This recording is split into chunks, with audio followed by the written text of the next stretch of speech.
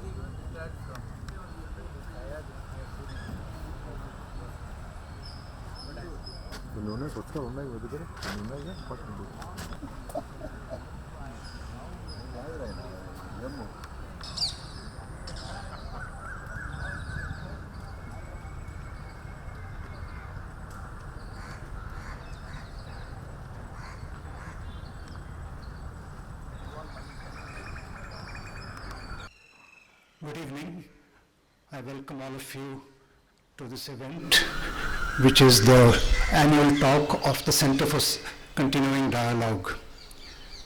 Before we invite the speaker to the stage, I'd just like to explain the nature of this event. Soon after Krishnaji passed away in 1986, it was felt that we needed to have some kind of engagement keeping the wider public in view, some kind of a discourse or a talk or a dialogue in which some aspects of Krishnamurti's teachings were explored in connection, of course, with what's happening in the world. In the beginning, in the early years, different formats were tried out, including that of a panel discussion, but later on it settled into a different mode, which is that of a single speaker coming and addressing the audience, talking for about 45 minutes to an hour on a topic that stems from Krishnaji's teachings and in some way relates to the condition of the modern world. So as part of that, we've had a variety of eminent speakers come and give these talks, ranging from distinguished scientists and poets, writers, people from the Buddhist tradition and environmental activism. So we've had many very eminent speakers here, and it has been a very interesting journey to this point. So I'd like to welcome today's speaker, who is Swami Chidananda ji. He has been a speaker, writer, and teacher of spiritual topics for nearly 3 decades.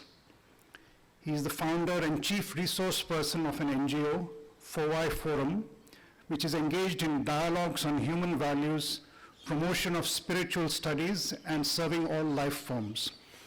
The acronym Fowai incidentally stands for Flame of Who I Am. I hope I've got it right, of who am I? And the topic of the talk today will be related to that, self-inquiry, facets of inquiry. That's the title of the talk. At the age of 23, he was inspired by the eloquent discourses of the famous Vedanta teacher Swami Chidananda ji.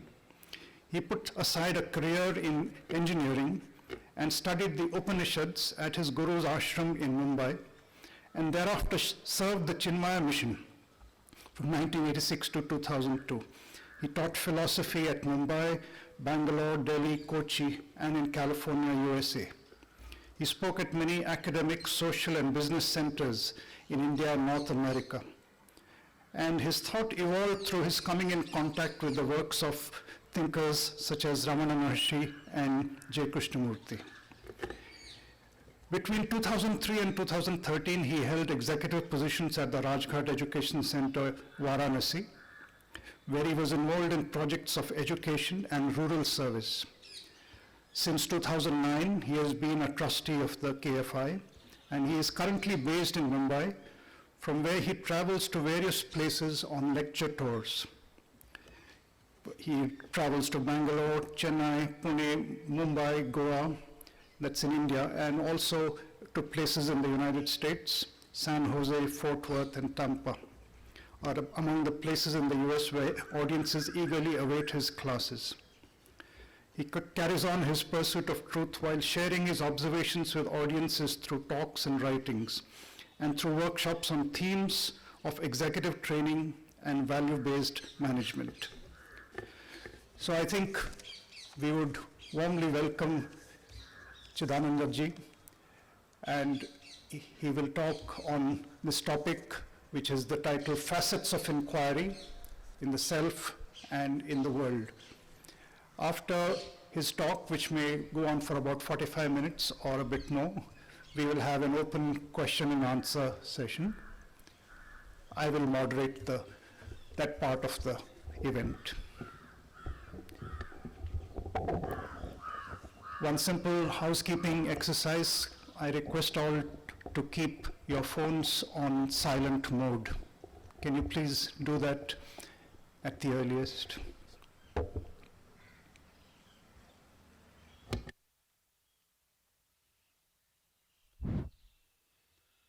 Namaste everyone, good evening.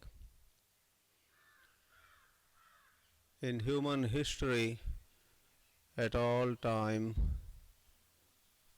some have been seriously pursuing the question of how do we find peace?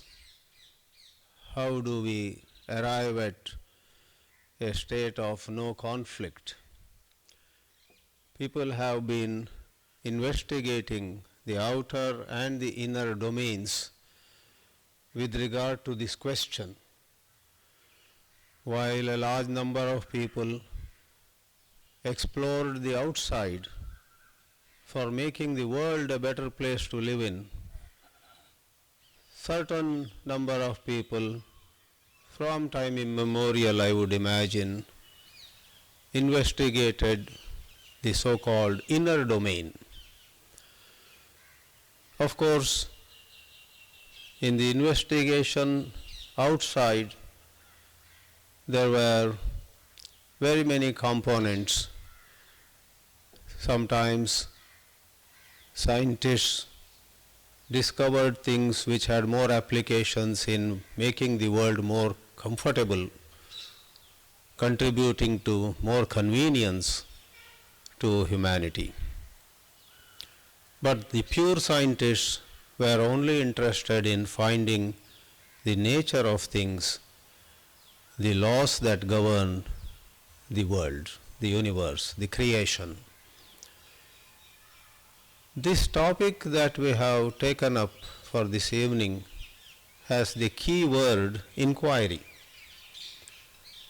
Perhaps there are many definitions for inquiry, but if you look at a good dictionary, it would say asking questions, investigating, finding out the true nature of anything. If you go by this meaning, it is investigating into something to find the true nature of it.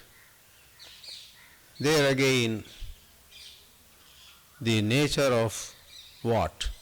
Could be of objects, could be of people, could be of various phenomena, and so on. Inquiry is thus, on one hand, the expression of the intelligence in human beings, which wants to know what this is, what that is, and so on. The pure scientists would not worry much about the applications, but then there are others who would ask the question, what would be the use of this discovery?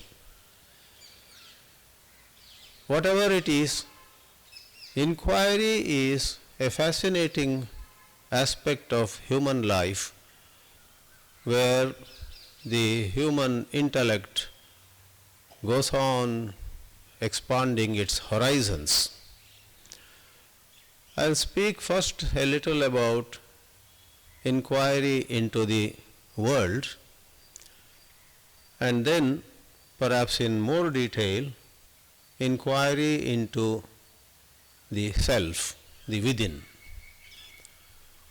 For inquiry may be more popular in context of so-called self-knowledge, but to do justice to the word inquiry, it is in fact inclusive in its scope. It includes the outer world. As humanity, or permit me to use the word man, which also means woman, as man went about inquiring into the way the universe works, in physics or chemistry or mathematics or many other subjects, man was indeed excited, man was indeed fascinated by a certain order that could be discovered in the universe. One of the statements of Albert Einstein, which I am never tired of quoting in my talks or writings, is, what is most incomprehensible about this universe is how everything is comprehensible. For there is a law in the macrocosm, there is a law about the microcosm too.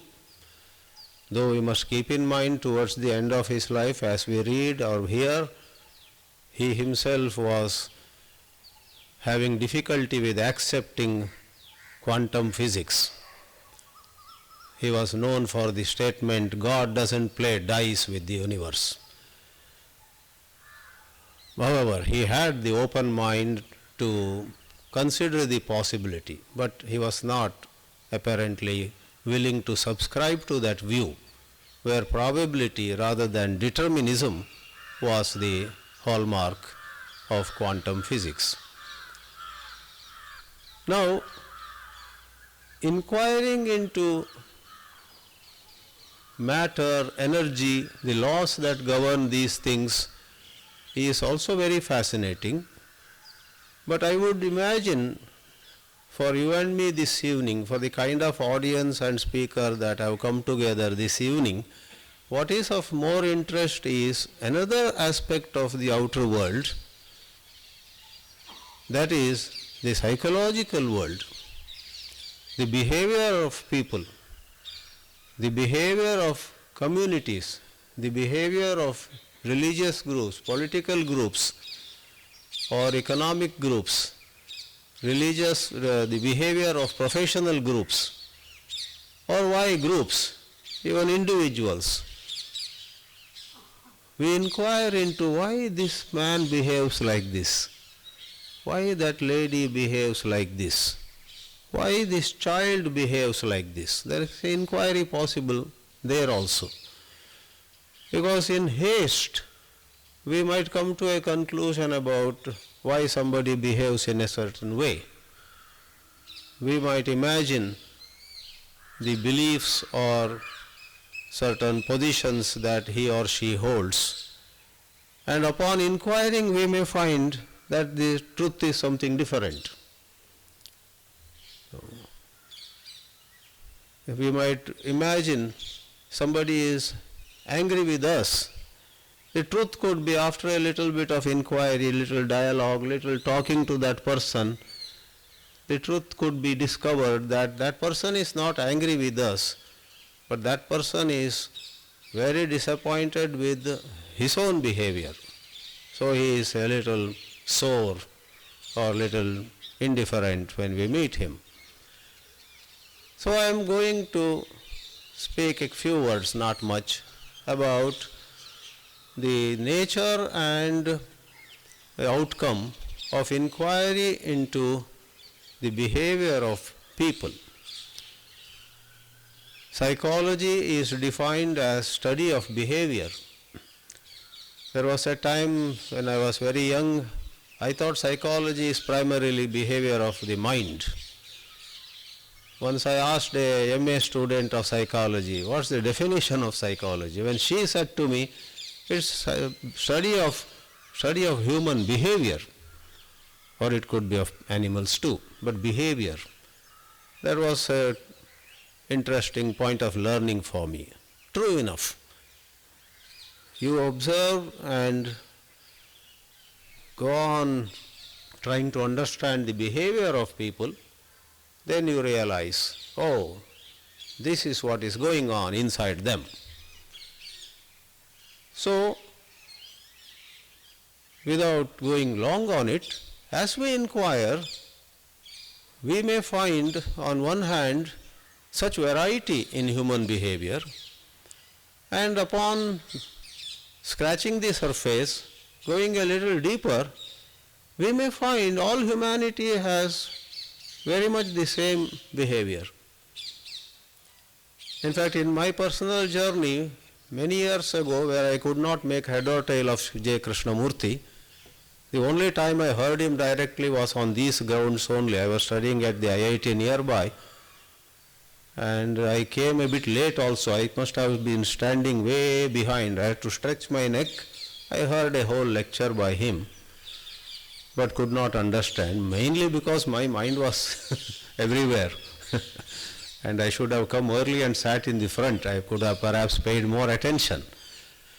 Anyway, later on I tried many times, and when somewhere in late 80s, the lecture I attended was I think 81 January here, but in late 80s things started making sense to me, thanks to my exercising my mind quite a bit in Ramana's literature. Ramana helped me turn the attention from some Vedanta concepts in general to the I. We will come to self-inquiry very soon. The I.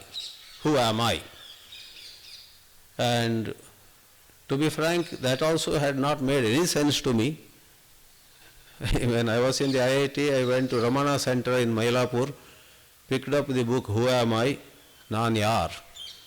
Nothing made sense to me.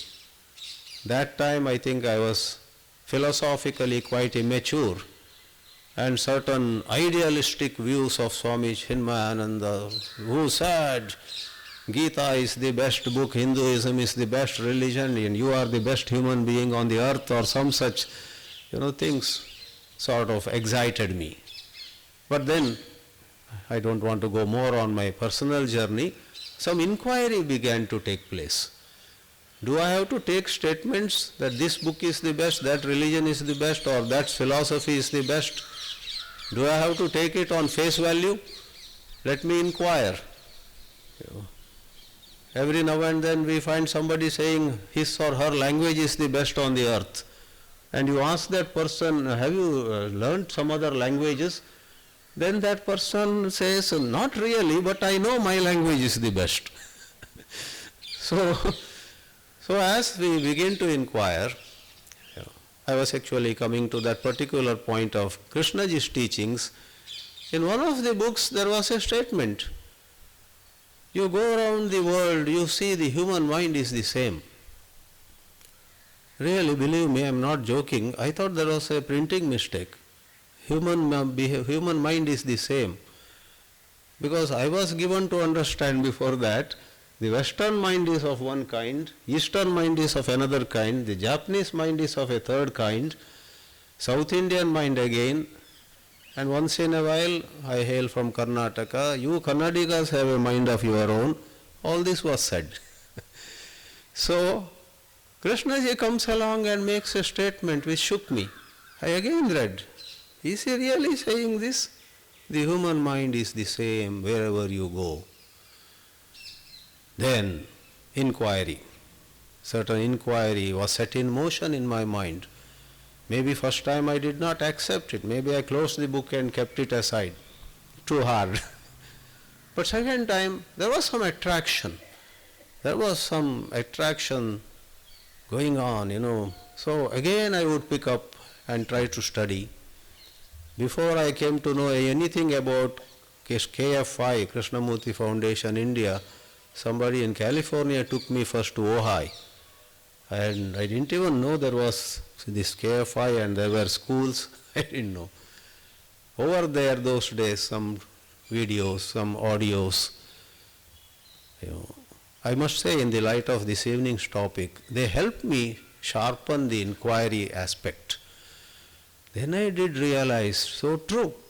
Scratch the surface, go a bit deeper. All human beings have insecurity. All human beings like to become somebody, become something. All human beings in the west or in the east, south or the north, all human beings, men or women, they have a desire for attention. They have a lot of confusion in them. Thus, when you inquire and find all humanity on a little deeper level have pretty much the same issues, that discovery can make a big difference. That discovery can remove certain divisions that our mind otherwise creates between others and ourselves. The other person has the same issues as I have. Or to put it in slightly poetic language, I am in them and they are in me. I am in her and she is in me. Inasmuch as on a deeper level we have same fears, same problems resulting from comparison, same attachment to image. We are very concerned with our own image in the eyes of others, which many times we do not know how people think of us, because that is again our imagination of how people might be thinking of us. So there are layers and layers of confusion, and we live a whole life through such confusions unless somehow we come in touch with some beautiful teachings and cooperate with where those teachings lead us. And as we discover more and more, we become more accommodating, we become more patient, because as it will come up in a big way in self-inquiry too, the basis for right action, the basis of right way to relate to people or situations is not some list of do's and don'ts given by somebody. The basis for right response is right understanding. If I have not understood you, I have understood you very superficially, let us say. I have understood you in the light of some episodes and some instances and from my limited angle of view. With that understanding of you, then I try to refer to some books of right and wrong. How do I deal with her? What do I do with him, etc.? Sorry, that cannot lead me to right action. And at the other extreme, if I have an excellent understanding of the whole of you, I have seen you from different angles of view, I have patiently gone about looking at you, then a certain understanding would dawn upon me, and then without referring to any book, without worrying about who will say what, thanks to that good understanding of you, I will respond to you in the most sensible manner. So friends, let me say, there is great value in inquiring into the happenings around us, inquiring into collective behavior and individual behavior outside us. Now, to go from inquiry into the world, that is others, to inquiry into the self, we could just go, let's look at the self now, or there is another option. We could see that actually the moment we see that all of us are very similar, a little deeper below the surface, and we see the other person is in me, I am in them, not just through reading some books, in some quiet moments it occurs to us. In the past many years, very often I get a little angry with somebody, and very next day, a situation arises where I behave exactly like he behaved and annoyed me. And that time my mind says, hey, you were angry with X for behaving with you in a certain manner. How did you behave today with this other man? Then I say, yeah, a little bit of him is in me and more than a little bit of me is in him too. So this link between the so-called others and us can act as a bridge from inquiry into the outside to the inquiry into within.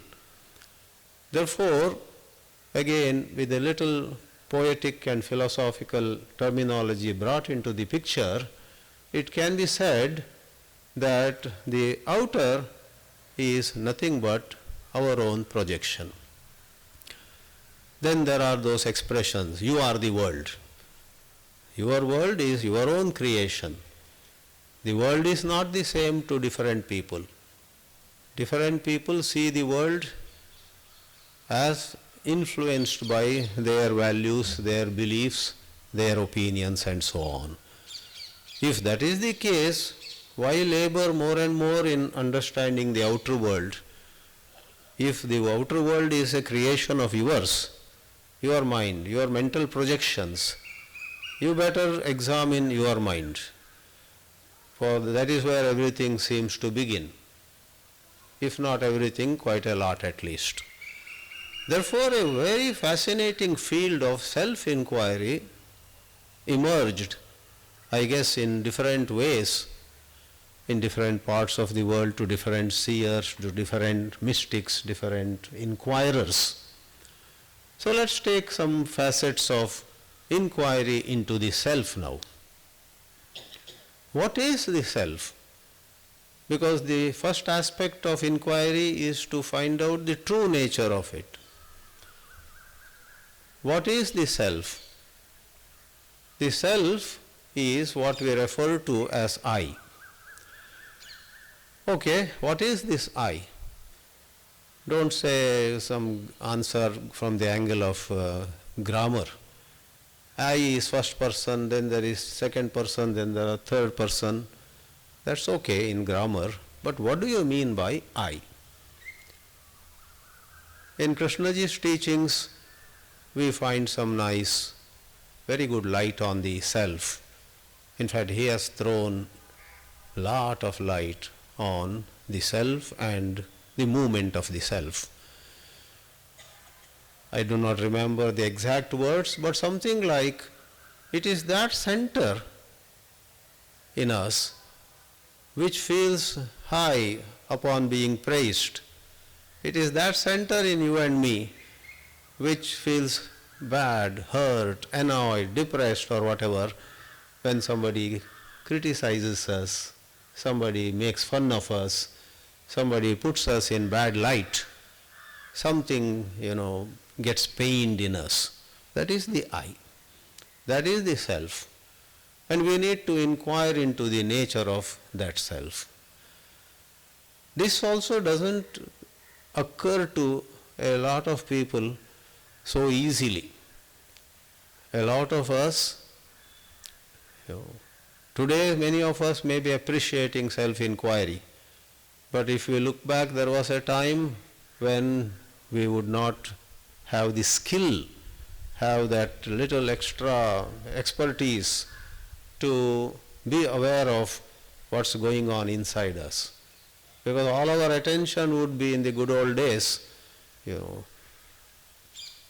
The all attention is on the person who used a bad word at us.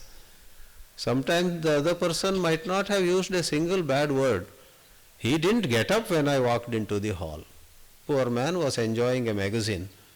He looked up and saw me coming in, but he continued to read his magazine. That's enough for me to feel annoyed. And we would think how disrespectful he is, etc.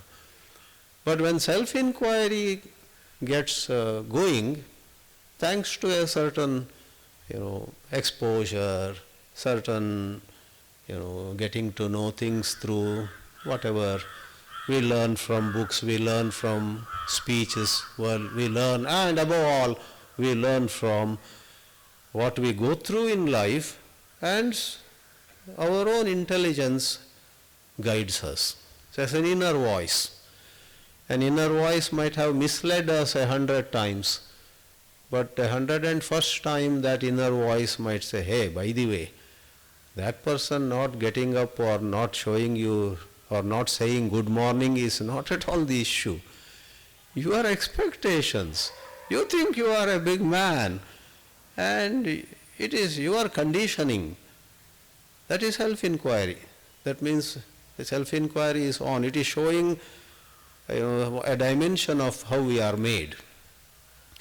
So it can be said, and there is no high logic or complex logic here, though at the same time I would once more say, a large number of people do not become aware of it. When you become aware of it, it becomes so simple. Oh yeah. So it can easily be said, I was going to say and didn't complete the sentence, that the self is the product of memories. The self is product of conditionings. My Vedanta teacher also once in a while would make beautiful statements. He used to use the word ego, Swami Chidananda, whose name came up in the introduction, so let me take the liberty of making a reference to him. He had a lot of bombastic and, he was an orator of some kind. He would raise the hand and say, your ego is nothing but a bundle of memories. Then he would go into some Vedanta concepts. I continue to be in the Vedanta study and teaching, and I continue to have all the great regard for Advaita Vedanta, but I would make a submission with due respect to all those Vedanta teachers who taught me. I would like to make a submission that Advaita Vedanta, as it is presented popularly all over the world, is packaged. It has something beautiful in it, the Upanishadic wisdom, but it is packaged in popular formats. Stories and illustrations and examples and oratorical skills, language skills, etc. all come into presenting Vedanta to the students, and alas, a lot of people get carried away by the decorations. And there is, at least in the way it is taught at most places, there is no intensity of inquiry into the self. So, let it be whatever it is. We are interested in self-inquiry. Can we take seriously this discovery that the self in me, which goes through a roller coaster ride, feeling so happy on some days, feeling down some other time, feeling very threatened at some other time, imagining things at some time, all that is the exercise, all that is the circus that the self does, right? It's the movement of the self. So can we take seriously this aspect of the self, that it is after all the product of memories? Its reality is questionable. The self is an illusion, or how dare we say it is an illusion? It could be an illusion. Can we at least begin to question the reality of the self? And as we begin to question its reality, ordinarily our energy goes in finding out, why did he hurt me? Why did she praise me? About him and her and them and so on. And we roll up our sleeves to teach a lesson to somebody, to bring someone to We want to take action on X or Y outside. When self-inquiry gets going, it's not that we don't act anymore outside. That's not easy. That's next to impossible. We anyhow act. In many situations, you have no choice but to respond in some way. Say yes or say no. You will do something. That's a different matter. But along with responding to situations that praise us or insult us or do whatever to us, there is a certain operation of the intelligence in us which tries to understand our own behavior. And what is that operation? Again, this is one more facet of self-inquiry. We have been so used to the process of analysis, process of finding cause, finding a reason, because the world is full of, as they say sometimes, three factors: space, time and causation. These three are sometimes mentioned together. Causation: a tree comes from a seed, that seed also came from a tree, and the tree again, what is first is a philosophical question. But without going that far, you and I often wonder, when we are hurt especially, okay, whatever they did to me, why did I get so hurt by it? Why did I get so elated by it? Either way. So we bring the question, why? And then we go down the memory lane sometimes. Sometimes we are looking for somebody to blame for our behavior in adult life. It is the primary school teacher who never respected me. And that, modern psychology says, lot of your adult behavior is the result of what happened to you when you were 7 or 8 years old, something you read somewhere. But we don't realize that by trying to blame the primary school teacher or your bad parenting or something some neighbors did to you, even when celebrities go into some scandalous matters, either they themselves or their spouses sometimes say, oh no, the spouse would say, my husband was a gem of a person, but he was into this scandal because of some childhood abuse. He was abused. So you blame somebody in your early years, whatever. Where will it take you by just blaming somebody? And why hang on to that past, even if you had some dark past, some unpleasant past, and that might have caused certain psychological, results in you? Of what use is going down the memory lane and digging into the past? Here are these tendencies, here are these urges, here are in the present certain movement of the self. Do you really have to go to the past? Do you have to really find causes for your present psychological behavior? This is a bit of an out-of-the-box question. That is where the topic of self-inquiry goes to a certain higher plateau.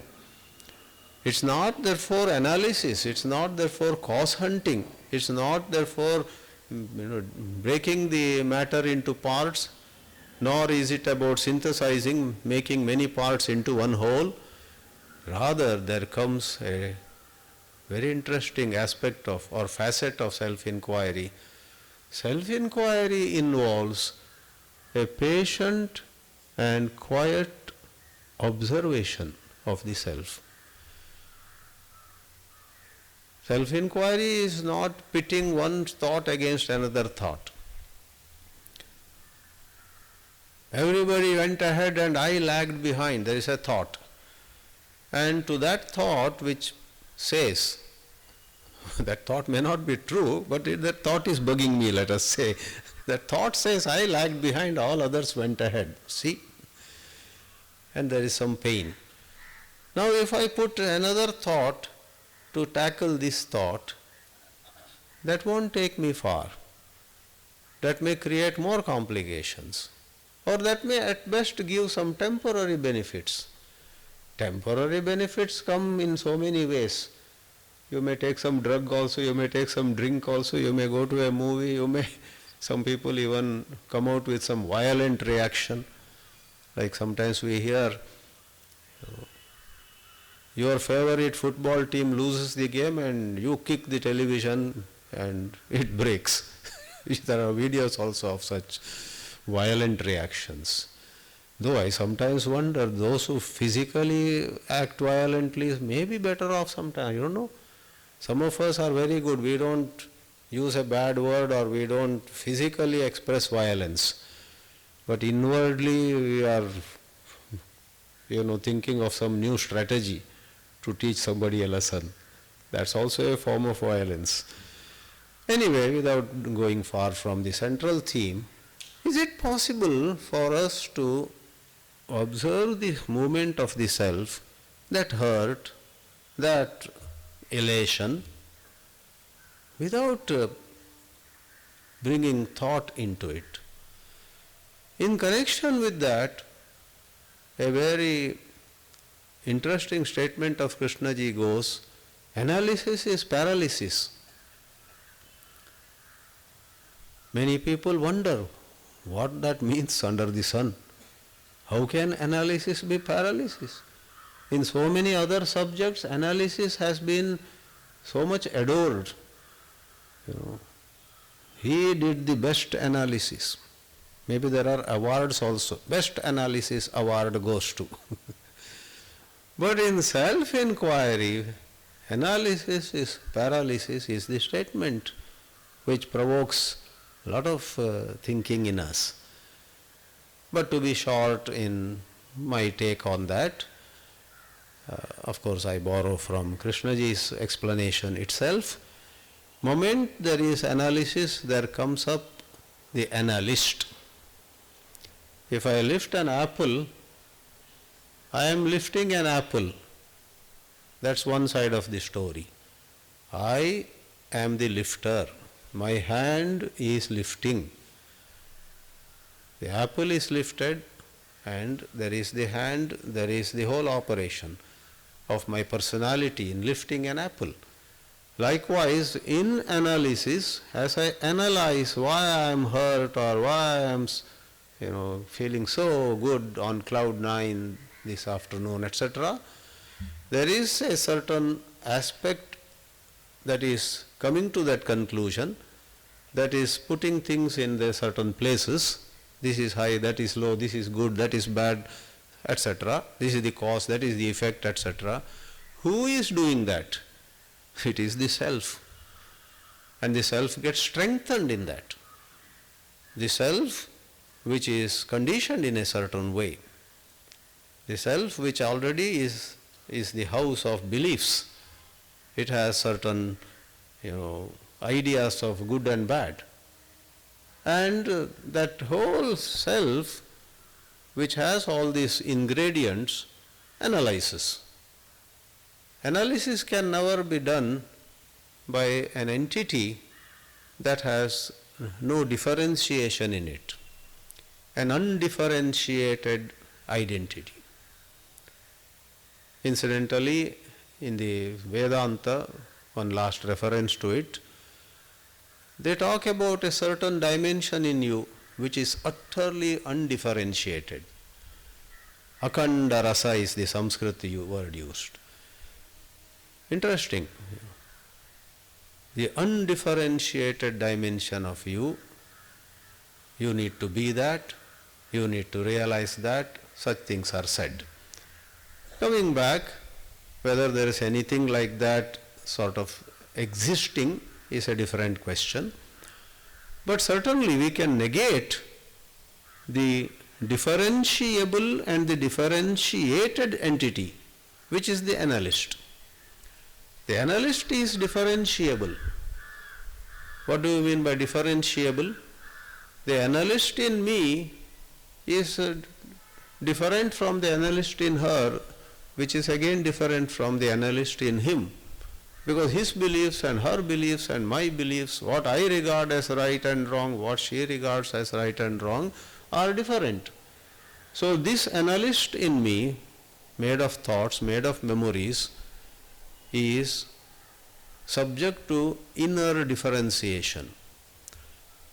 So analysis, rather than giving you the right picture of the self, does its own mischief.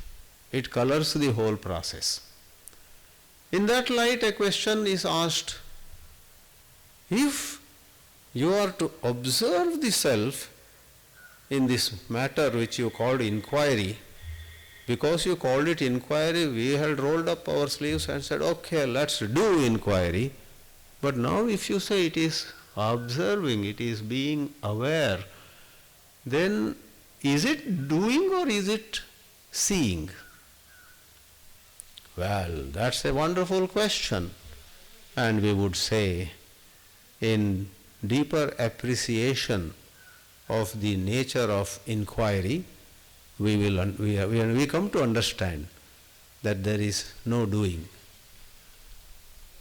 Then you are in for another shock. You meaning at least those to whom this is a bit new, they would be a little taken aback. If you say it is not doing, it is more seeing, then since it is not something to be done, you cannot plan it. You cannot schedule it. You cannot schedule, okay, every evening 6 to 6:30 I will do self-inquiry. Or I'll begin with 15 minutes, then all these are called popular ideas. But those popular ideas go to winds when you examine the nature of self-inquiry, self-observation. In a connected manner, another question comes. If it's not doing, if you don't schedule it, in a sense it is 24/7 matter. That's so daunting. I cannot do the self-inquiry.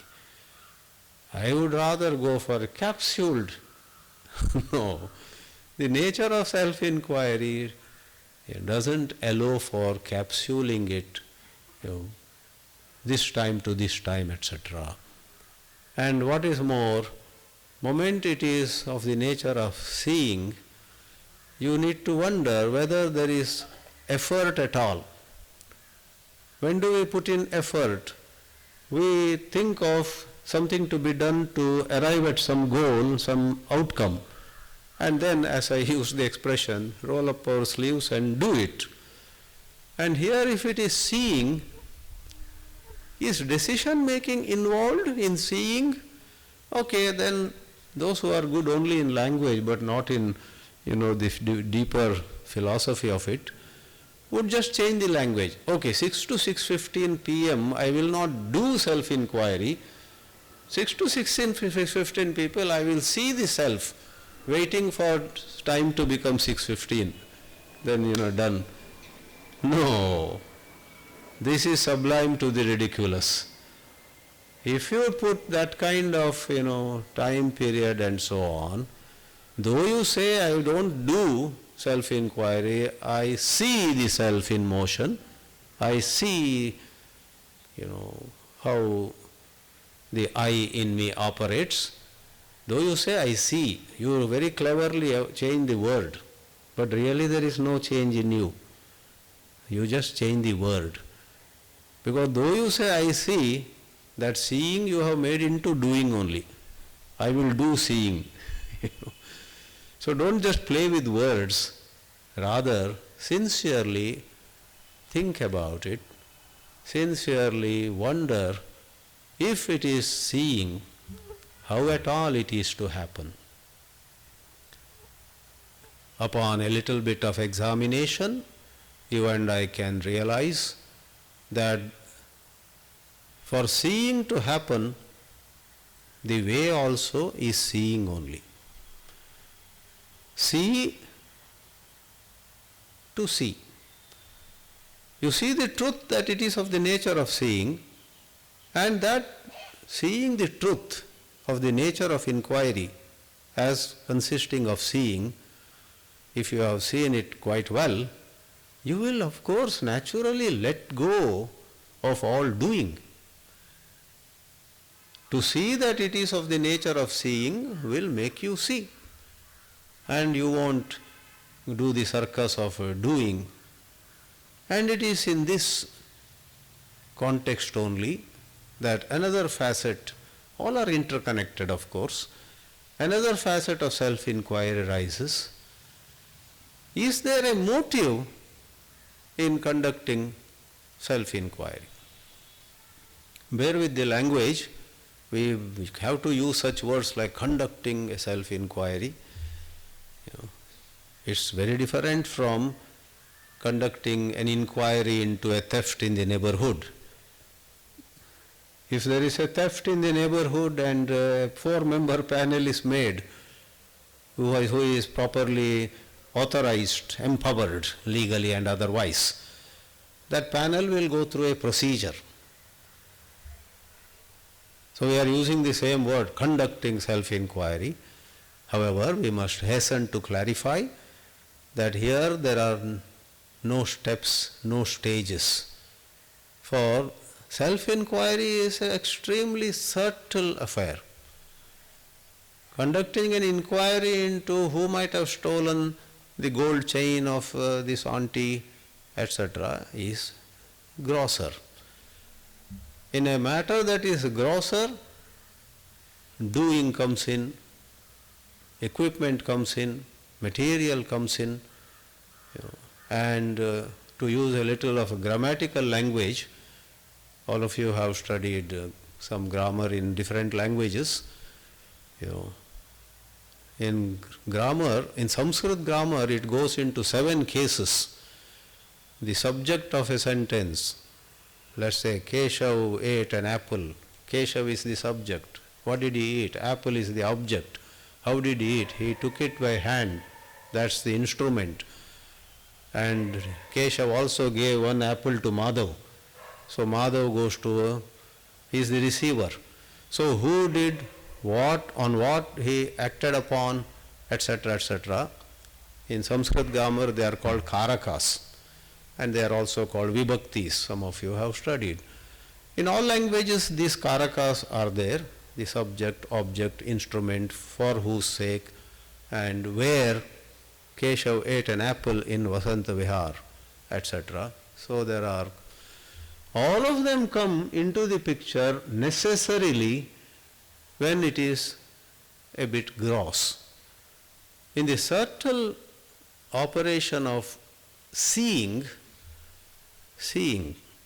not doing. In seeing, there are no karakas. Kartra karaka, karma karaka, karana karaka, sampradana karaka, apadana karaka, and adhisthana karaka. 6 karakas are mentioned. Who did, upon whom or what did he do it, and so on. In seeing, there is no divisions of that kind. Even in a cricket match you have the different components. Who bowled and who batted and who caught the ball and who gave the, the umpire gives a result, out.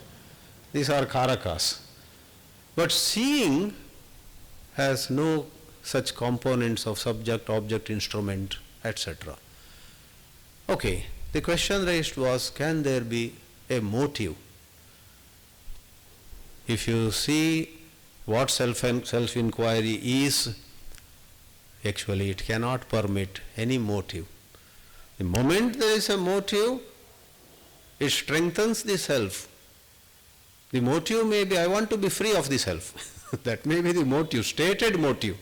But moment you say, I have a motive to be rid of the self, free of the self, because it's supposed to be an illusion, I want to be in reality, I want to realize the truth, therefore I want to let go of the self and whatever way you imagine, it strengthens the self. Because the one who has the motive, or to be more precise, to have a motive, you already have a certain picture of who you are. And then you have a picture of what you want to become. And to go from one picture, not the truth, go from one image of what you are to another image of what you should be, the process and the element of motive comes in. My motive is to reach there. See the psychological traps. Self-inquiry is to stand apart from all trappings of the psychological movement. Thus, friends, on one hand it may look a bit complex, but on the other, self-inquiry should be the easiest, because whatever one by one I mentioned, there is no analysis, there is no motive, there is no doing, there cannot be some reference to the past, there cannot be blaming X or Y, there cannot be some explanation for being what you are. One by one I said that cannot be. So, this negation, really speaking, should make the matter the easiest. Because rather than asking you to hold this, take this, hold this and so on, I am asking drop this, drop this, drop this. So you are going to be unburdened totally if only you understand self-inquiry in the right light. Therefore, let me pause at this point, saying self-inquiry is not to be imagined as something very complex, but with gentle attention we need to have dialogue, we need to discuss, we need to pay attention to what this is all about, and in that gentle understanding, rather than getting burdened by some philosophical baggage, we will get unburdened, we will feel very lighter. Thank you.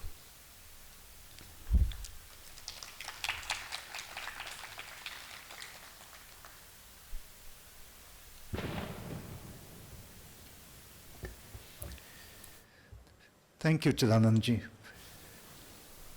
We'll have questions now. If you'd like to ask any questions, I'm sure Chidanandaji will be happy to respond. There is a microphone which will be passed around. So I request questioners to keep the question brief and to the point, and to not get into any kind of back and forth with the speaker.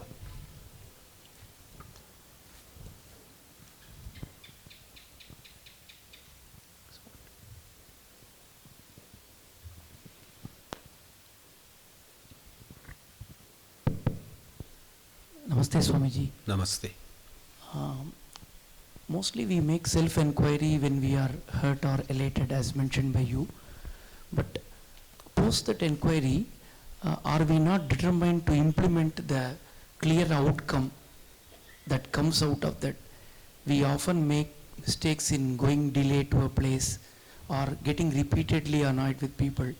But the implementation of the genuine outcome post the analysis of the enquiry, which is pursuant to a situation faced, is what almost lagging in every attempt. And needless to say, we are not bored to make the self-enquiry even twice or thrice every day, but we don't implement. So can you guide how to implement post an enquiry, the outcome? Thank you. I would only say that if you gain more and more clarity about self-inquiry, this whole issue of implementing goes to a back seat. When there is less clarity, those old elements of having to do something, having to implement, etc. persist. As there is greater clarity, you will find more spontaneity in you. You will, bridge the gap between, your inner values and outer behavior. So I would only suggest study and have dialogue about what self-inquiry is and get more clarity.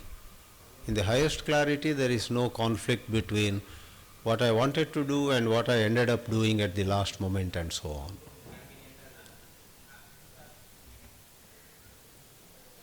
Good evening, Mr. Chinmayanji. You talked about that in seeing there is no karakas. Yeah. I wonder whether you're talking about the physical seeing or the mental seeing. As far as my understanding goes, Yeah. both seeing as karakas. Mm-hmm. Suppose if I want to see you, you should be in line with my seeing. Line Suppose of sight. Yeah, line of sight. If you're at the back, I can't see you. Right. And similarly, in the inner also, there are so many things has to merge with one another for that seeing to happen. Sure. In physical thing, even if you pass by in the eye of my sight, if I'm thinking about something, I wouldn't see you at all. I will be carried away with my own seeing mentally. So there are so many things fall in line. Got it. In inwardly, you can say seeing, being aware of things, and being attentive. Suppose if you are inattentive, you will miss what has happened. Frequently, we used to be in that state. All right, Can you that should explain be enough. Yeah. Thank you for raising it. I'm sure many others also would have wondered how I made the statement, seeing has no karakas. So you are so right. In physical seeing, I see that tree. I am the subject, the tree is the object. I am seeing with my eyes through my glasses. I am seeing the trees seated in Vasanta Vihar, etc. True. Mental seeing, there also. Suppose in my mind I see the image of my aunt who visited me last week, had a cup of tea with me, and she made a comment about the tea I made, whatever, I see her, I re-visualize. So there is something seen this year. But what we are talking of is on yet another level. Yet another level. For example, in this very example, leave aside the grossest, the seeing of the tree. I remember my aunt visited me last week, had a cup of tea, and in a hurry I did not make the tea properly. Very lovingly she said to me, even now you don't know how to make tea, etc. Now, in this seeing which I am talking of, I not only remember her coming and my serving tea, but the certain reactions that rose at that time, and certain reaction that is rising in me at this moment. At this moment. My aunt, on one hand, is very straightforward, I like it, but on the other, she came for just half an hour. Even in that half an hour, she criticized me. In this, suppose my ego reacts. I see the whole of psychological reactions in me, and I stand apart from it. And then that which sort of stands apart and embraces the whole scenario, that has no division. In the scenario that is being watched, there are divisions. Aunt is not me, I am not aunt, and neither of us is the cup of tea, right? But in that whole thing being watched, there is a certain witnessing consciousness. That witnessing consciousness has no division. So take it from physical to mental, and in the mental also a memory, a reaction to a memory, a reaction to that reaction. There are levels. Go beyond them. What is aware of all this going on? At that level there is no division. I think Professor Krishna had a question. Chidanandaji, the kind of seeing that you describe, without any karakas, isn't that the same as what Krishnaji calls choiceless awareness? Absolutely, absolutely, correct. That's true. I did not use that word. I had thought of talking about choiceless awareness, but yes, that is choiceless awareness. In fact, that answers that gentleman's question. When I see a tree, my memory may go to another tree that was bigger, and I wish I could go and see that beautiful tree. Choices. When psychologically I have these memories, oh, that aunt came and I wish she had not criticized my tea. Now we are choosing. we want this, don't want that. But as Professor Krishna rightly commented, I don't want to judge aunt or tea or her behavior or my behavior or my reaction after she left also. I sat for 5 minutes annoyed and let's say, I don't want to get into any of that, but all of that is as though, as though held lightly in a certain awareness that doesn't choose, that doesn't judge.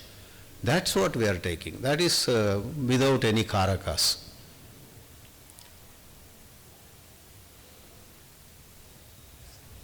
Thank you, Professor Krishna. Over there.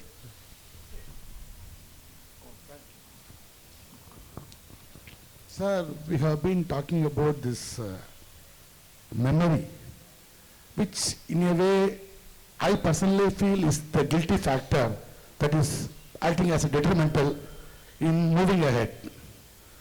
In the process of seeing and inquiring, there is naturally this memory which is also playing a different type of role, which is concealedly acting within ourselves. Yes. Can that be differentiated between the two different states rather? States, two different states? See, in the process of the inquiry, I also feel that my memory is acting upon along with me. Uh-huh. So we want to differentiate Exactly. the role of memory and the role of objective seeing. No. I am very honestly inquiring myself. Yeah. I really feel that I am doing somewhat reasonably good work. Yeah. But memory plays there also. That's what my feeling is. True. So you need to gently be aware of that memory, the role that it plays, and the best way of dealing with such memory is neither to suppress it nor to get carried away by it. Be aware of it, be gently aware of it, and then something happens to it. In being just aware, it will fall in right place. Now it comes at unwarranted times.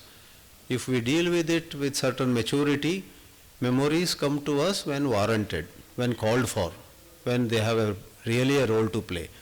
But in a messy situation of our psychology, memories come at places when we don't want them to come, and when we want them, they won't come at all. Somebody in a question-answer session said to me, Swamiji, when I try to sleep at night, I go on thinking, I can't get sleep. And sitting in a lecture like yours, when I want to think, I get sleep.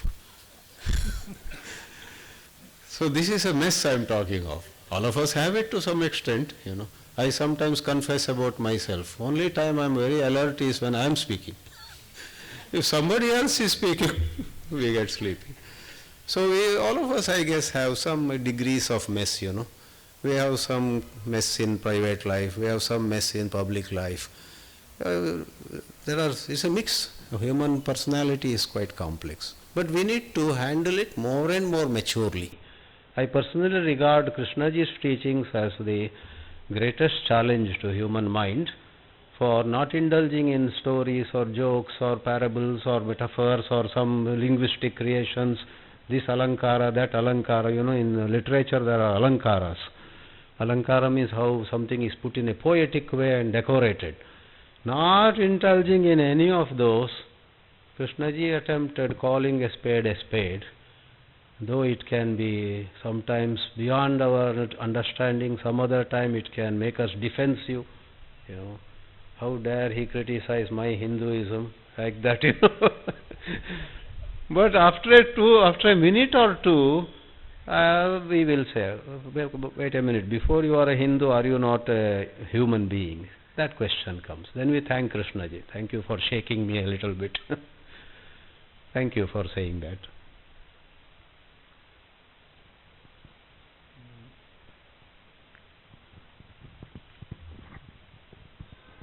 Excuse me, Chidanandaji. Here, the same thing point, I would like to point an incident which happened in K's dialogue. At one time, K asked the participant to look at the tree and tell them what they see. And each and everyone will said that I saw that, see the color, the branch, the bird in it and all. At the end of the dialogue, K says, I see the root also. So there is a thing, we take it for granted that it is there. Though we don't say that, it doesn't mean that it is not in sight of line, it still exists. Where do you put that kind of a thing in your seeing? Where do I put that kind of thing where Krishnaji said, I see the roots also? Yeah, roots also. And you said there is no karakas. No, it is there. It is everybody took it for granted, but nobody pointed it out that they don't see the root also. In reality, they don't see the tree. But in spite of that, it exists. So that is what do you say about that thing? So if Krishnaji made that statement, I haven't read about it, some of you might have. But if he made the statement, I not only see the tree, I see the roots also, that very much belongs to certain gifts that he had in his mind. He was able to see much more in a human being, in a tree, anywhere, both literally and, in terms of a certain philosophical insight. That kind of seeing again has karakas.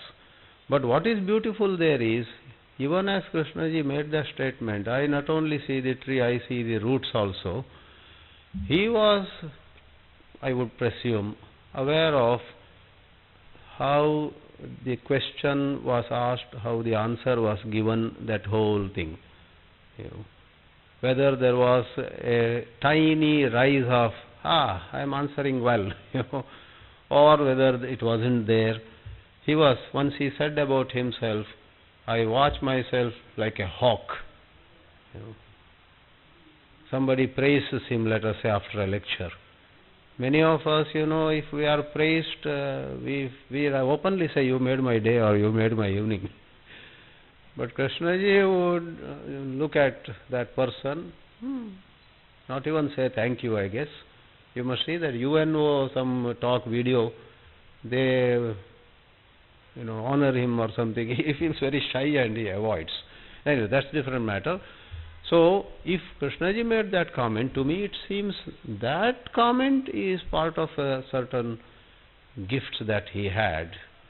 He was able to look at things which others were not able to see, literally or otherwise. See, literally sometimes there are supernatural powers. You see the roots. That's also possible with some of these. Whether the roots of that tree have gone 10 feet wide or 20 feet wide. Some seers, that's like a miraculous power. But it doesn't have to be that way. He might have used the word roots more in a philosophical sense. He sees the tree and thinks of this tree is standing thanks to very good roots. Otherwise, it would have fallen off in one of the storms in the last rainy season. So he is able to see the whole. But that's again not in that awareness plane. Awareness, as I said already, is that ultimate awareness plane, choiceless awareness, is where no matter what you are doing, asking a question or answering a question, being aware of the both sides, all sides, and so on. Here you are aware of another dimension of the object. You see that? That is a karma karaka. In the karma karaka, instead of seeing X amount, you see X plus Y amount. That's one level of seeing. But this awareness is where all the karakas, subject, object, instrument, etc., all together as though are suspended in one thing, so to say. Thank you.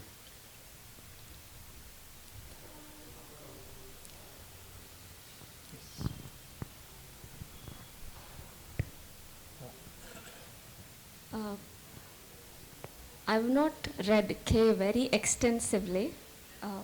Recently I got into this path. So in this path of self-enquiry, what we're discussing today, I often wonder what is the role of dialogues that seems to be very predominant in this circle, and what is the, K himself says, be a light unto yourself. Right. And when I read K for myself, sit alone, read for myself or read or watch a video, I have a certain clarity, understanding, and in after 1 hour's video, I'm changed in a way. But then I've also tried registering myself into these retreats in the study centers and various dialogues that happen. What I've observed is when in a group of 10, 20 people, we pick up one topic, there are 20 different opinions, with 20 different frequencies. and I walk out of the hall confused. I'm not clear about anything walking out of the discussion. So my question here is, what is the role of dialogue in self-enquiry? Wonderful. Yeah. I guess most of us in India are so used to closing the door, read a book with all focus, pass examinations with high marks and so on. For various reasons in our country, that kind of study has been encouraged. We have all been into it. Yes, I fully sympathize with that scenario where you join a dialogue where 20 people are discussing and they seem to go in 20 different directions. Or sometimes another problem is 2 or 3 people are doing all the talking and other 17 people are not given a chance at all. So some of these things can disturb somebody who joins a dialogue. But in spite of it, the beauty and the value of dialogue perhaps has many facets. 2 I can mention. One is, you never know, some newcomer sometimes, or somebody who has been studying these teachings for a long time, either way, sometimes comes out with something which is exactly the answer to what you have been struggling with. Because when you studied, I do agree that you, through that study, get certain clarity. But typically, something you would not have understood, number one, or something you would have misunderstood, not realizing that you took it differently. The author might have written something and you mistook it to be something else. That gets cleared in the dialogue. So the value of dialogue is, one is this you get, and another is that attachment to our own space and some intolerance, some impatience, getting annoyed at somebody who is talking a bit irrelevant stuff, can be handled in a dialogue. In other words, it can be an exercise in patience too, in some times. Next time you are in a dialogue and you find things are going haywire, tell yourself 2 things. Hey, this is not going well, but let me not allow my mind to wander. Patience doesn't mean you go off till that gets over. Stay alert, listen, and then secondly, see what you can do. Improve your skills of interrupting that person who has gone tangentially. You just say, hello, may I interrupt? So it's an opportunity for you to develop interpersonal skills also. But the best value of a dialogue is when at least one person, comes out with something which can clear your doubt. I have taken part in a lot of dialogues during 10 years in Rajghat. I learnt a lot in dialogues because there are always 1 or 2 people who have, dealt with many questions. And not only the dialogues on some Wednesday evening, etc. In the dining hall, there would be so many people from different parts of the world actually, who were in touch with Krishnaji maybe 20, 30 years before I came in. I even heard his name. And sometimes over a lunch or over a breakfast, I would get clarity about something that was so valuable. Therefore, let me conclude my answer saying there is always certain amount which we'll learn from others. Maybe from a child, maybe from there is a saying, from a child or sometimes from a parrot. That's one Sanskrit expression. Let me not go into it. There is learning from others. Books have some limitations. The human being who read the books and struggled with certain issues and has digested them and has gained certain clarity can say something maybe even at lunch or dinner, as I said, or in a formal dialogue, and that can set you on a new course of thinking. So my request is, don't undervalue dialogue, have patience and develop skills to bring it to order. If others are not talking sensibly, you talk, you grab the opportunity and in a nice way say, thank you for saying that, but I think it is this way. You try to contribute. Good evening, Ji. So my question.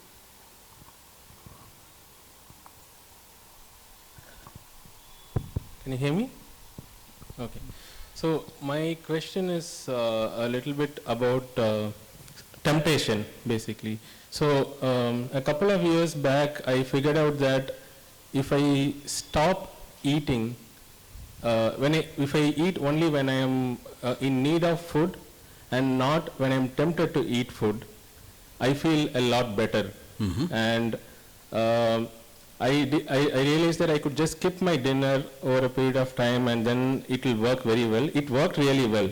But I did that through self-inquiry a lot, understanding why I was tempted to eat and all that. But in the long term, I wasn't able to succeed in that. So when my family, let's say they eat masala dosa, for example, I want to be able to sit in that table and then say, I don't want to have food and be in peace with it.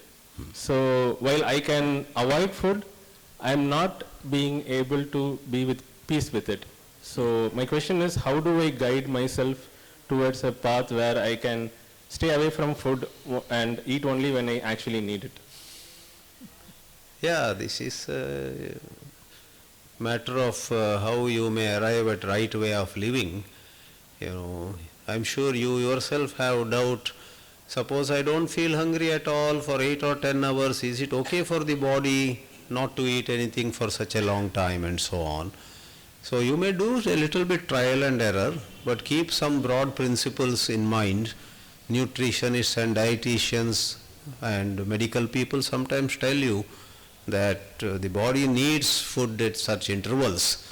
So you have to work out something. After all of us have certain differences. Some people have to eat very frequently, and there is always the question, was it a bad habit they developed, or was it, were they born with that, How much is it nature, how much it was nurtured.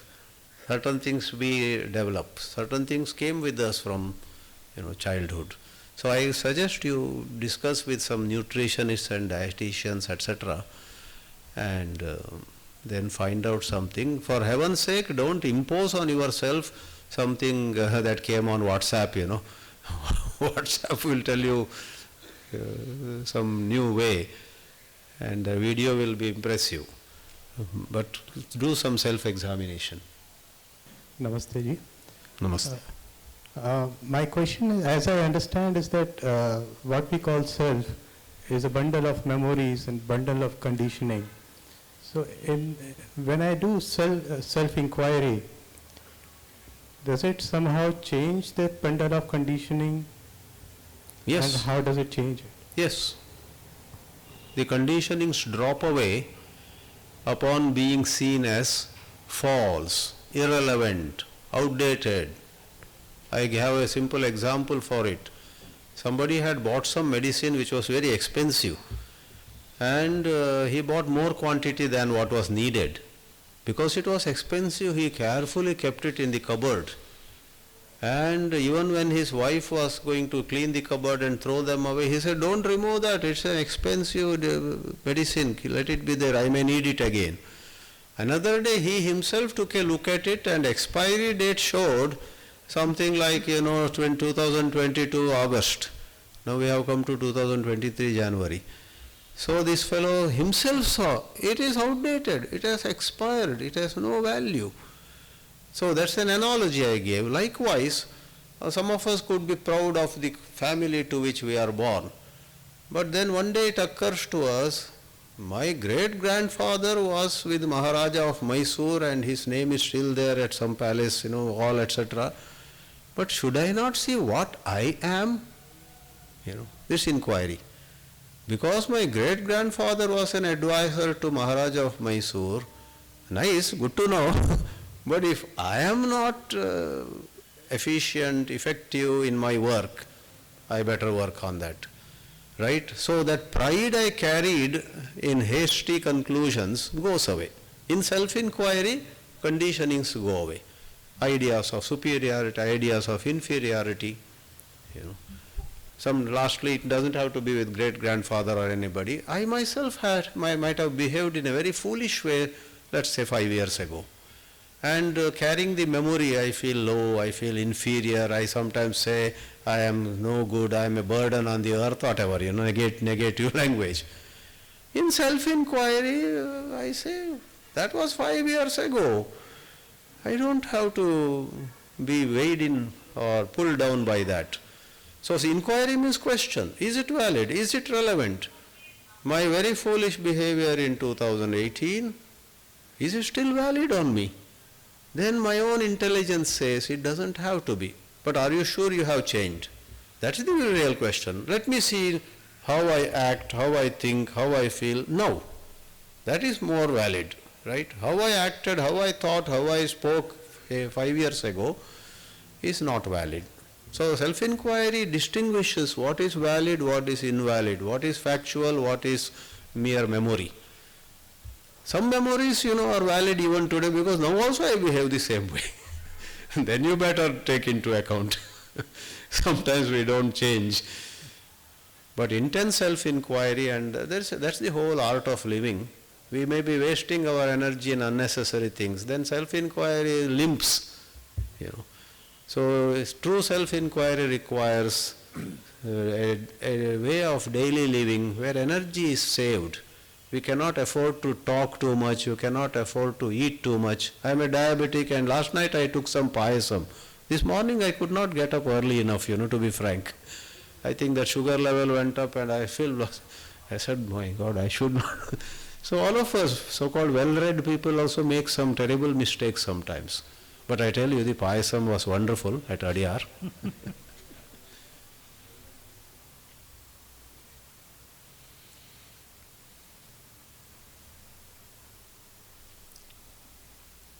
I don't see any hands up. Let me ask a question. Oh. You quoted this phrase right at the beginning, who am I? Yeah. Would you like to throw fresh light on it in the context of all that you have said? How is that question from tradition? What kind of significance does it have? Is the meaning from tradition the same as what you have given it now in your talk? Wonderful, yeah. I relate to that, and in my own personal journey, I said in my lecture, Ramana gave me a certain new direction, but I was sort of stuck somewhere, and it is Krishnaji's teachings that made a lot of things clear. And as elaboration on that, I would answer your question. If I had just stayed with Ramana, I would have made who am I into a technique, a matter of sitting morning half an hour and evening half an hour and so on. Thanks to the light thrown by Krishnaji, I know that it is not so much of technique or doing or some kind of practice, some kind of imposed discipline, etc. No. While we respect discipline, if somebody sits every day quietly half an hour every morning, we say, oh, that's very nice. I don't do that. I have no, that's different. But the nature of self-inquiry, nature of who am I to me is no more that kind of scheduled exercises, repetitive exercises. The nature of who am I to me, thanks to these teachings, is without any particular reference to this time or that place, etc. Whenever and wherever, inquire. Whenever and wherever, question. Just as we don't get hurt every day at morning 8 to 9. We could get hurt any time. nor can we predict when we get, high. Anytime suddenly, even a memory, I might be in a bad place, stinking place, but a memory comes of some occasion where I was, treated well by somebody, then I can start smiling in that dirty place, stinking place. So inquire. Lastly, for me now, who am I is like you are driving a car from Rishi Valley or from, to Madras or Pune to Bombay. Somewhere you find some noise in the car. You don't know when that happens. Well, if it happens, if you know something about car engine, etc., you take the car to a side and open the, the box where the machine is and check, right? Likewise, for me now, who am I is, it turns on any time. And once I was delighted to read in one question answer of Krishnaji in one of the books. Somebody asks him, this requires time and so on. He says, no. And about himself he says there, even if I have 2 minutes, I can go very deep. I closed the book and said, wow, this is a moment to celebrate. Because I had the same bug that we need lot of time. So it's not the length of time, but it's the depth of inquiry. All these changes took place in who am I in the light of these teachings. Thank you.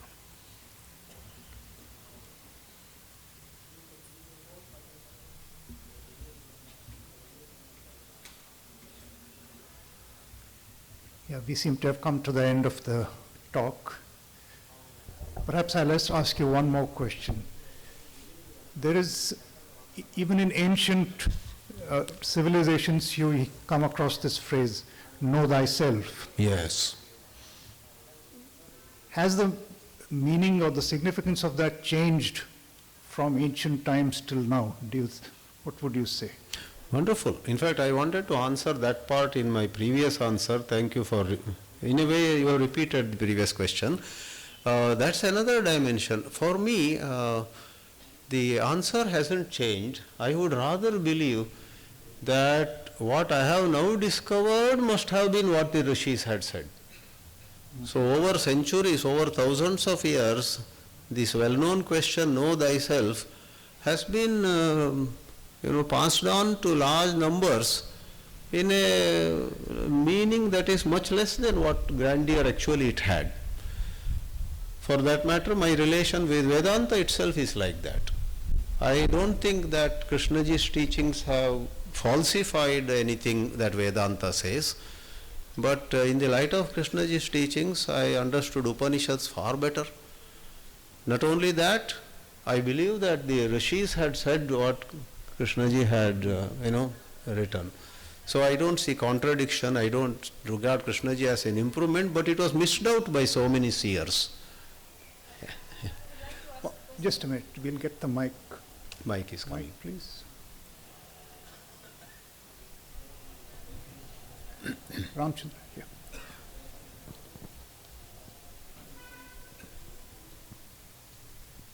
There's the question, who am I? Yeah. And does the I refer to something? And generally, colloquially, when you think of Ramana Maharishi, you think of I as referring to Atman, the Atman as described in, say, the Bhagavad Gita. Yeah. So, but when you talk about Krishnaji, it seems to suggest the passing of thought. Correct. The passage of thought. Correct. So which then, they're very different conceptions of the self. Krishnaji's conception is fragmented, thoughts, passing thoughts. The other is that search for the permanent, the eternal. Now, can you can you then sort of make something connection between the two? Yes. That's another beautiful discovery I made. Ramana's who am I, in that sentence, who am I, the I doesn't refer to the pure self at all.